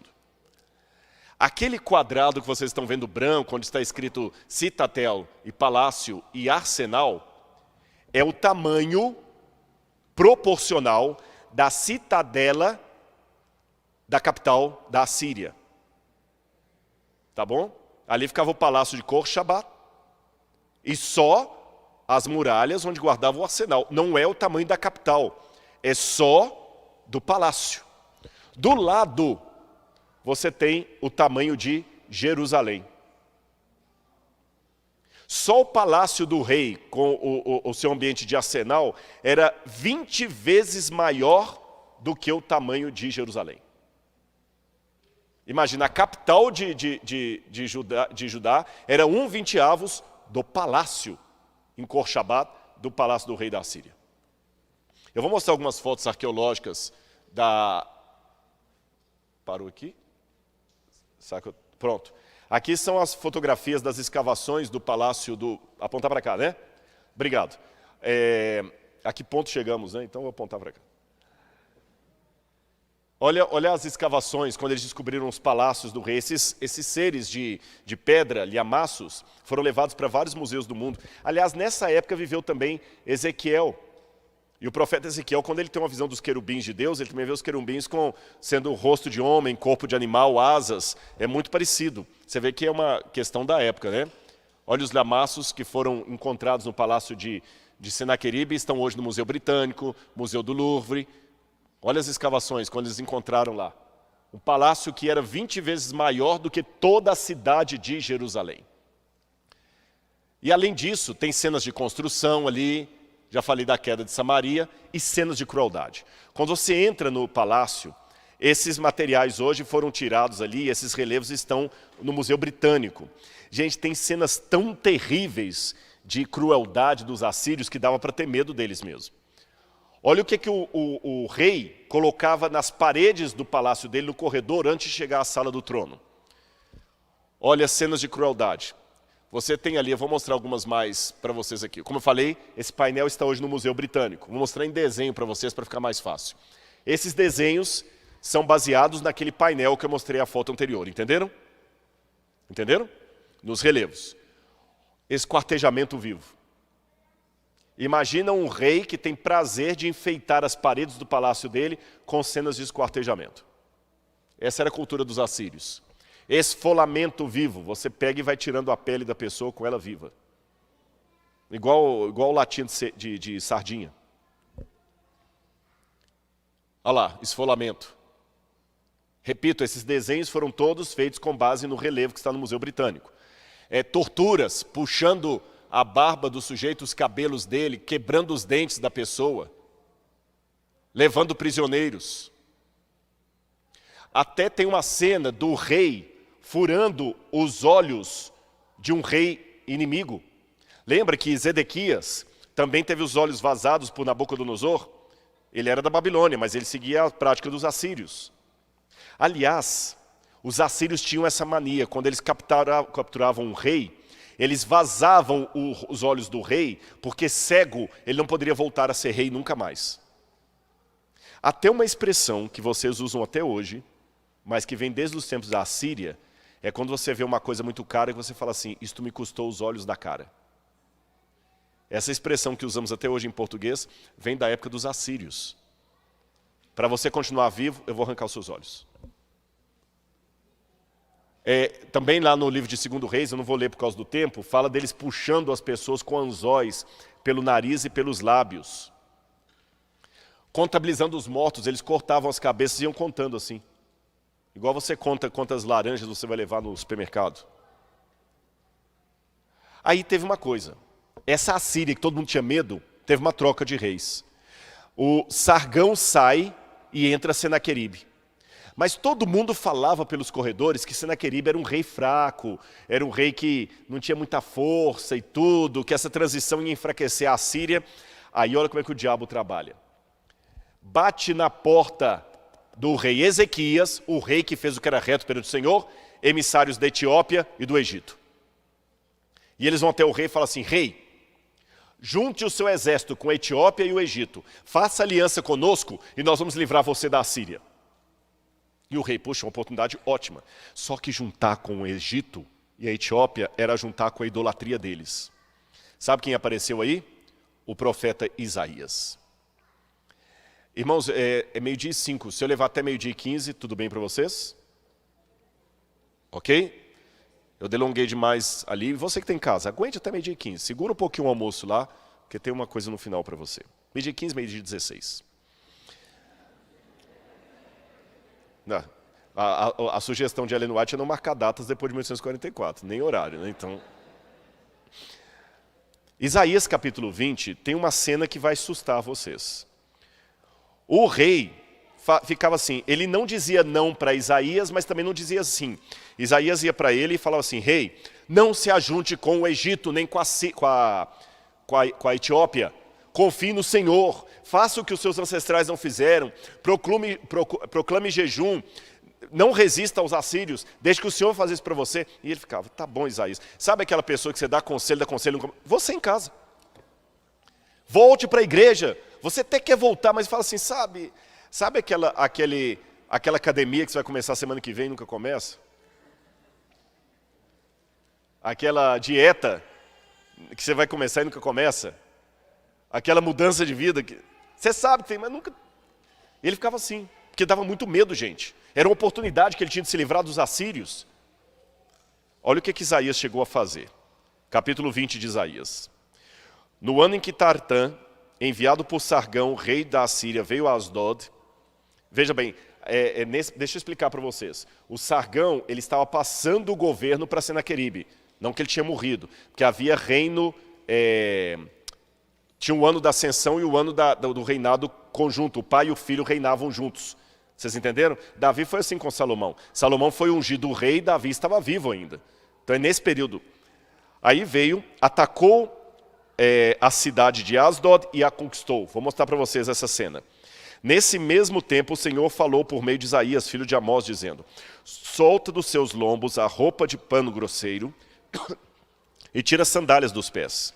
Isaías fez isso, passando a andar despido e descalço. Então disse o Senhor: assim como meu servo Isaías andou 3 anos despido e descalço como sinal e prenúncio contra o Egito e contra a Etiópia, assim o rei da Assíria levará preso do Egito os exilados da Etiópia, tanto os moços como os velhos, despidos e descalços, com as nádegas descobertas para a vergonha do Egito. Olha esse quadro aí para vocês, um pedaço do painel de Senaqueribe. Você está vendo um monte de escravos descendo assim com a mão para trás? Eles estão com saiote e a parte de cima sem camisa. E esse saiote, quando você subia a rampa, realmente ficava com as nádegas aparecendo. Eram escravos. Então Isaías andou, não pelado de tudo, mas ele andou como um escravo. E por que Isaías fez isso? Era uma forma emblemática de dar uma mensagem. Isso é chamado de ato do profeta. Quando você quer chamar a atenção para o que você está falando, você toma uma atitude completamente fora do normal, fora da caixinha, e você desperta 2 reações no auditório. Ou ela é tão óbvia que não precisa ser explicada, ou ela é tão esquisita que o pessoal fala: o que você está querendo dizer com isso? Aí fala: que bom que você perguntou. Vou dar exemplos para vocês. Jesus, quando os homens falaram: apedreja essa mulher, Senhor, a lei mandou que ela seja apedrejada, o que o Senhor disse? Jesus fez um ato do profeta. Ele baixou e começou a escrever com o dedo no chão. E quando aqueles homens viram que ele estava escrevendo com o dedo no chão seus próprios pecados, não precisou explicar nada. O ato de Jesus já mostrou. É que no Oriente Médio é muito assim, eles são muito emblemáticos. Quando tem um luto de judeu, por exemplo, você vê, ele está com uma camisa que tem um bolso assim, ele rasga o bolso e fica durante 7 dias com o bolso rasgado, para mostrar que ele está de luto. Eles têm muitos símbolos. Oséias vai lá e pega Gomer, ela não vale nada. Pega Gomer e começa a desfilar com ela na praça como se fosse a mulher mais fina da sociedade. E quando todo mundo fala: Oséias, já te botou chifre, por que você está fazendo isso aí? Ah, vocês estão reclamando? Por quê? Ah, vocês estão achando que ela não merece ser tratada como mulher porque ela me traiu? Ótimo. Pois vocês também fizeram com Deus o que ela fez comigo, e Deus está tratando vocês como eu a trato. Isso chama-se ato do profeta. É um estilo didático dos tempos bíblicos. Isaías fez um ato do profeta, entenderam? Mas mesmo com o ato de Isaías, chamando atenção para a mensagem, o rei ainda ficou. E aí? E o pior, que a Bíblia fala que o rei veio, atacou Asdod e Laquis.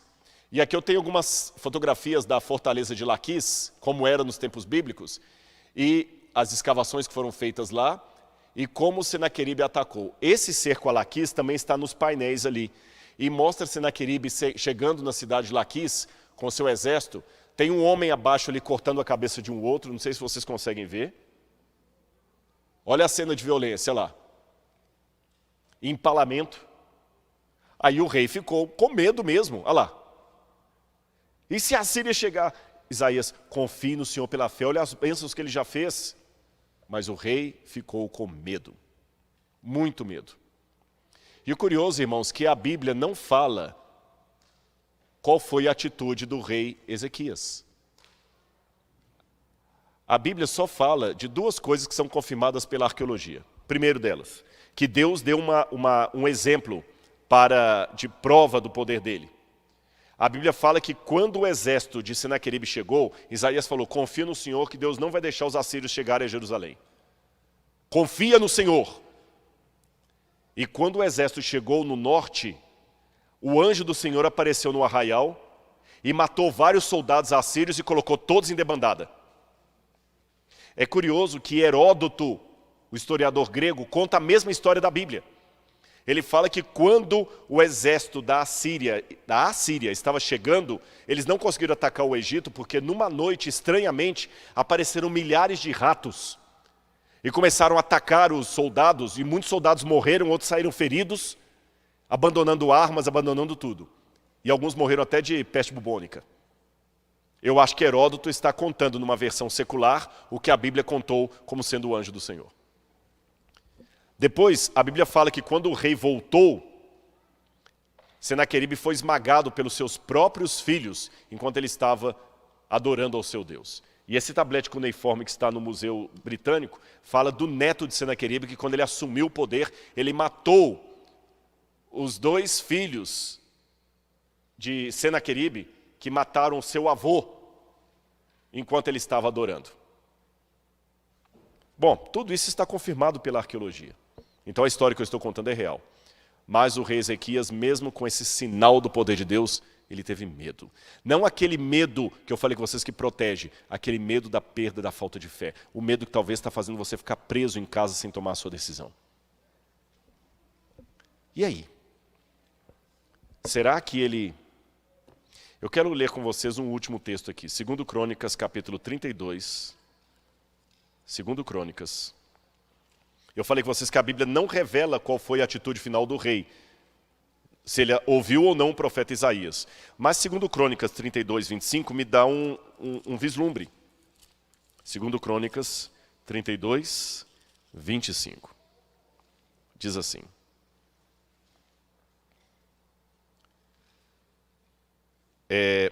Vou ler o 24. Por esse tempo, Ezequias adoeceu de uma enfermidade mortal. Então orou ao Senhor, que lhe falou e lhe deu um sinal.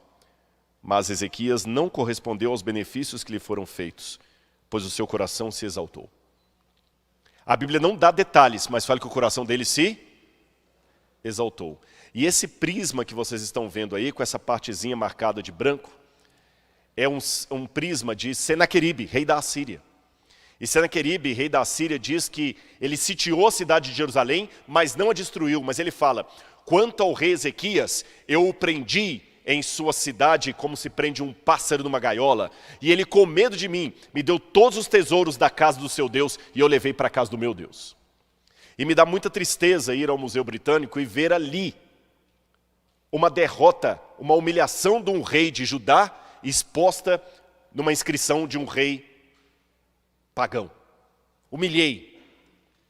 E por que ele humilhou Ezequias? Por que isso ficou para a arqueologia mostrar para você até hoje? Por que Deus permitiu que a arqueologia recuperasse para mostrar para todo mundo a derrota do rei?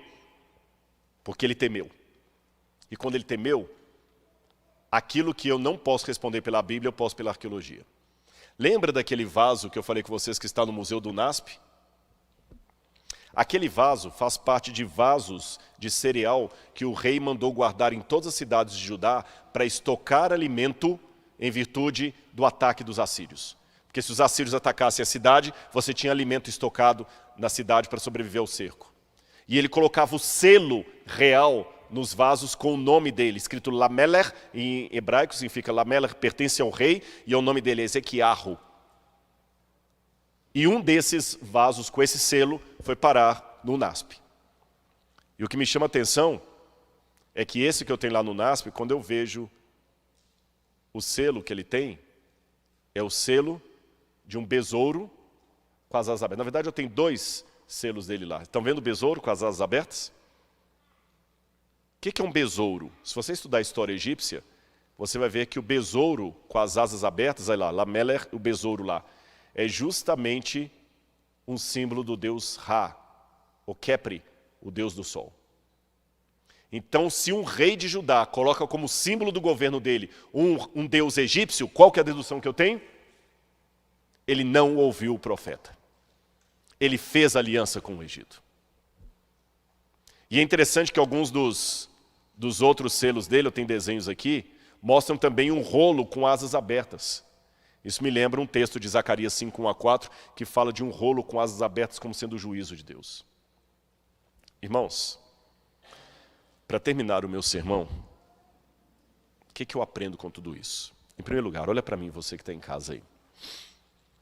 Primeira lição que eu aprendo. Um homem de Deus também pode ter seus vacilos. Ezequias era um homem de Deus, sincero, mas na sua fraqueza ele temeu e perdeu a fé. Então, se você perdeu a fé, você está em boa companhia. Tem grandes heróis e heroínas de Deus que também tiveram momentos de fraqueza. A boa notícia é que se ele recuperou Ezequias e mesmo assim manteve a promessa dele, ele pode recuperar você também. Segunda coisa que eu aprendo: creia nos profetas de Deus. Se você tem a certeza que aquela é uma palavra de um verdadeiro profeta, não troque a palavra do profeta pela palavra da ciência, do especialista, do intelectual. Vá pela palavra profética. Talvez em termos de estratégia militar, ele estava certo em se juntar com o Egito. Qualquer general talvez ia dar esse conselho a ele. Mas Deus, às vezes, faz loucuras que humilham a sabedoria humana. Em terceiro lugar, aprenda que muitas coisas que nós temos são consequências da nossa tardança em crer em Deus. Eu quero que o pessoal da música venha aqui, porque eu quero terminar esse culto cantando aquela música para você que está aí em casa. Vamos aguentar só mais 1 minuto, 2, essa música vai durar. Você já ficou até aqui, só 2 minutos, não desliga agora o vídeo, não. Não vai almoçar, não, fica. Aliás, eu quero convidar mais. Cante você aí. Deixa o Espírito de Deus falar com você através desse hino. A irmã me perguntou assim: pastor, não vai ter hino final para não atrapalhar a sua mensagem? Eu falei: não, irmã, não vai ter hino final. Mas quando, lembra que eu falei com vocês que o apelo eu nunca programo? Eu deixo Deus usar? Então não foi uma questão de improviso, é de ouvir a voz de Deus. Ouça essa música. É a música que os anjos e os irmãos estão cantando para celebrar a sua volta. Tá bem? Cante agora em nome de Jesus com a gente. E você que está aqui na igreja também, cante, louve, deixe o Espírito Santo tocar você. Porque a gente aprende com os erros do passado para não repeti-los hoje. Dá medo, a Assíria está chegando. Qual que é a Assíria do momento? Covid-19, crise financeira. Como criar os filhos nos princípios de Deus com um mundo tão antagônico aos princípios de Deus. Tem muito Senaqueribe chegando, muitos assírios chegando para nos atacar. Confia no Senhor. Siga a palavra profética e você vai estar em boas mãos. Não tema o inimigo. Sabe os sinais que Deus deu para o rei e ele esqueceu? Deus deu vários sinais para você também. Ele curou o rei de uma doença mortal e ele me fez delongar a introdução do sermão para falar para você, que ligou falando assim: o senhor tem alguma coisa para falar para mim, Senhor? E ele mandou eu atrasar o sermão com palavras que talvez não precisaria ter dito para a pessoa entender a mensagem, para atingir você que está aí. Vamos cantar agora em nome de Jesus. Eu vou cantar com vocês também.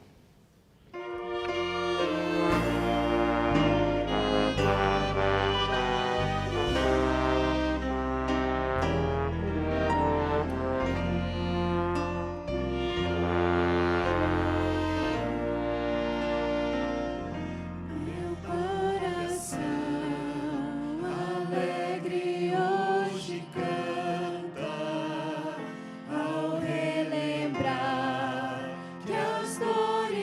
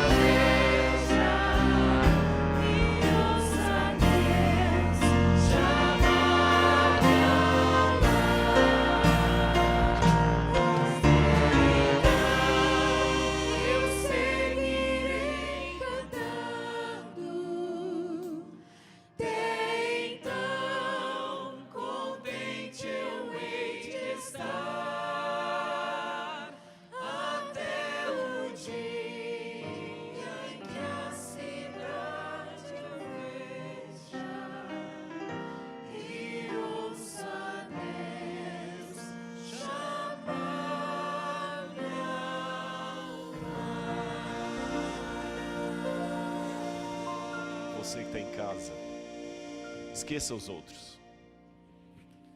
Coloca uma música para mim qualquer aí. Esse culto foi para você. E eu vou fazer um desafio agora em nome de Jesus. Eu vou, pela graça de Cristo e com muito respeito, tentar fazer as vezes do profeta Isaías para você. O Senhor já te deu sinais. O que você está esperando mais? Eu estou atrasando o final de um culto aqui para você tomar a sua decisão.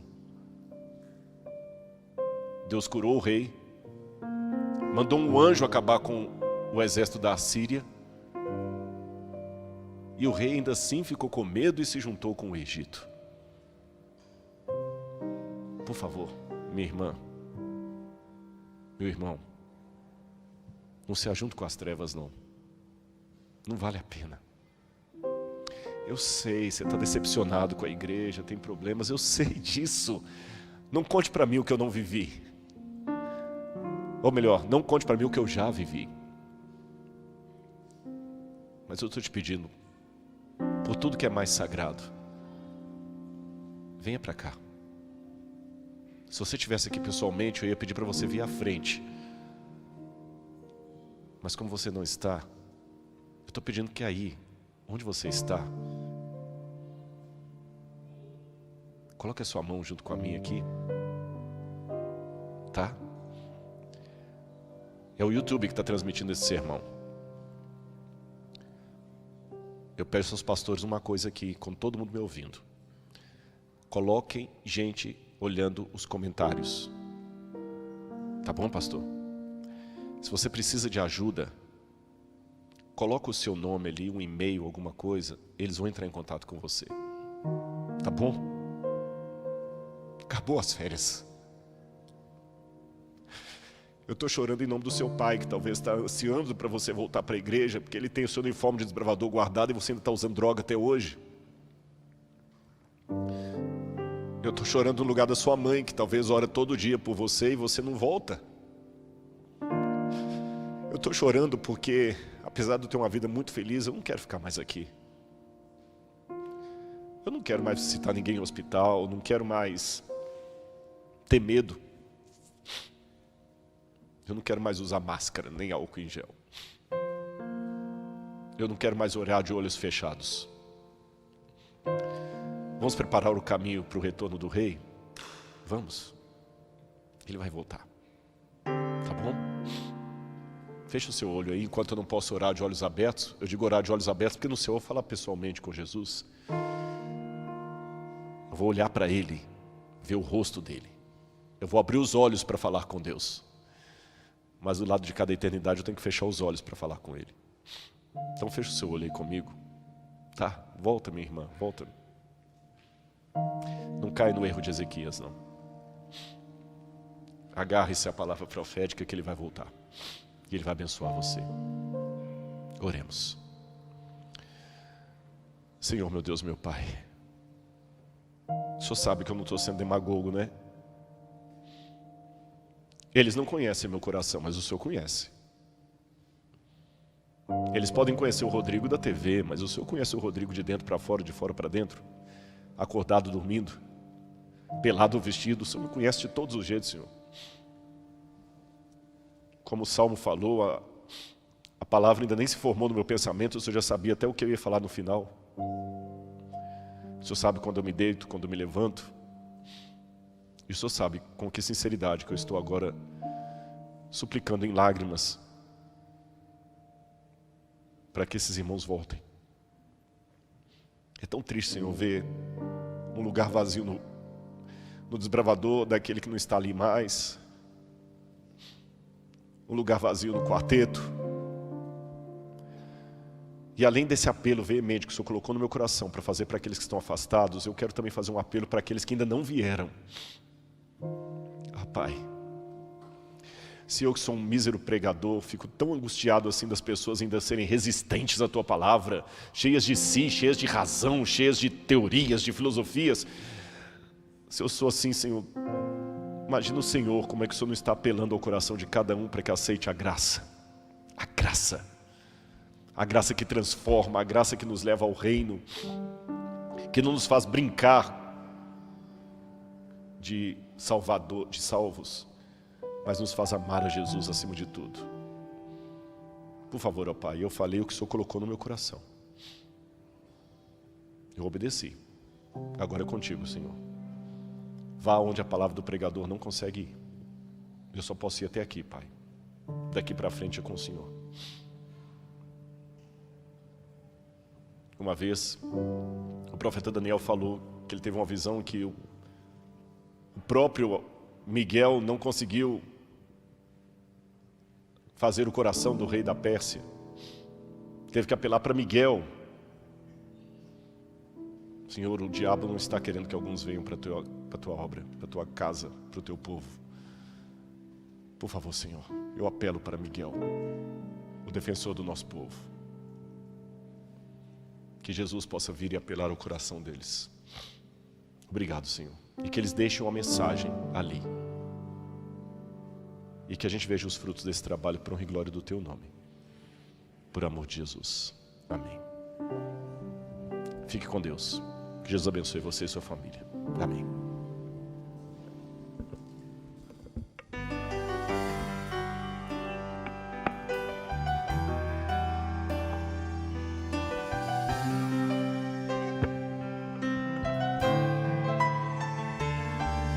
Você pode se colocar em pé, quem está aqui na igreja.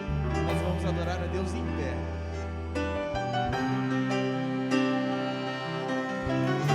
Esse foi o nosso desejo da manhã. Este é meu desejo, Senhor, te honrar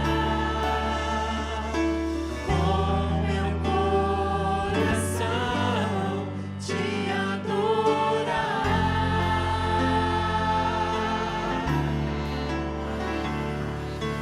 Tudo que há em mim te dá louvor, só te adoro, meu Senhor.